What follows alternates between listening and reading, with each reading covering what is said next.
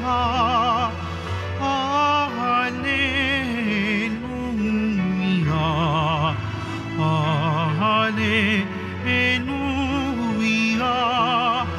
Hallelujah.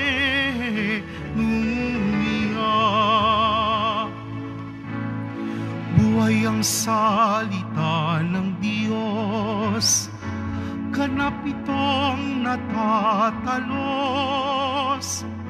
tanang ating inolob. Hallelujah, Hallelujah, Hallelujah,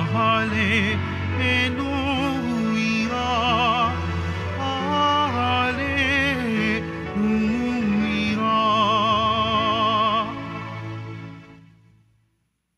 Sumainyo ang Panginoon. At sumaiyo rin. Ang mabuting balita ng Panginoon ayon kay San Lucas. Papuri sa iyo, Panginoon. Noong panong iyon, pagkatapos magsalita ni Jesus, siya'y inanyayahan ng isang Pariseo upang kumain.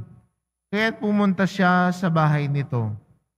Pagdulog sa hapag, nagtaka ang Pariseo nang makita niyang kumain si Jesus nang hindi muna naguhugas ng kamay. Sinabi sa kanya ng Panginoon, "Kayong mga Pariseo, hinuhugasan ninyo ang labas ng tasa at ng pinggan. Ngunit ang loob nito'y punong-puno ng kasakiman at kasamaan. Mga hangal, hindi ba't ang may likha ng labas ay siya rin may likha ng loob? Ngunit ipamahagi muna ninyo sa mga dukha ang mga laman ng mga sisidlan at maging malinis ang lahat ng bagay para sa inyo." Ang mabuting balita ng Panginoon. Pinupuri ka namin, Panginoong Hesukristo. Magsiupo muna tayong lahat. Si Jesus ay lagi tayong tinuturuan at lagi tinuturo sa atin, ano ba ang mahalaga? Ano bang mas importante? Ano ba ang magtatagal? Sa atin pong ebanghelyo, pinunaho ni Jesus. Si Jesus ng mga Pariseo at napansin nila, hindi sumunod si Jesus sa ritual na paghuhugas ng kamay bago kumain. Dahil ang mga Pariseo ay masyadong nakatuon sa ritual, sa mga nakagawian.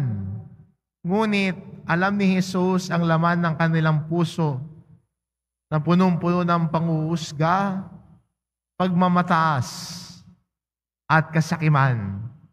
Kaya sa ebanghelyo natin, tinuturo ni Jesus at ano mas mahalaga? Yung panlabas na anyo, yung image, yung tingin ng tao, o ano ang mahalaga ba yung laman ng puso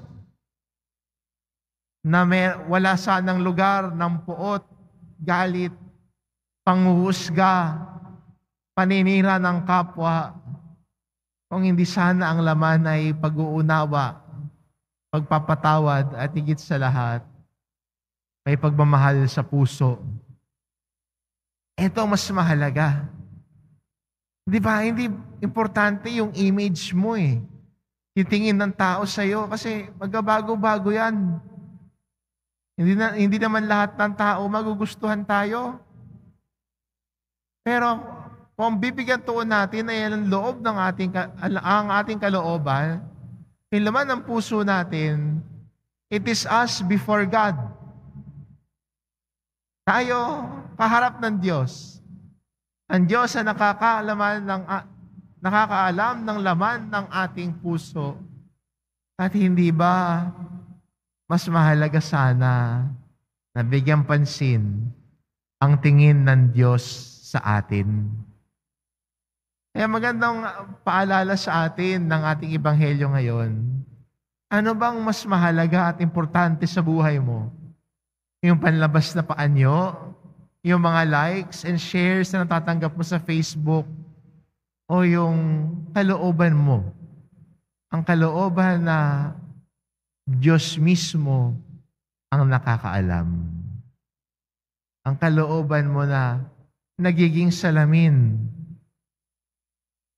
at naipapahayag mo rin sa iyong mga galaw at pakikitungo sa kapwa mo. Kaya maganda sana bigyan pansin natin yung pinakamahalaga. At yun ang hubugin ng ating puso sa mabuting balita ni Kristo. Amen.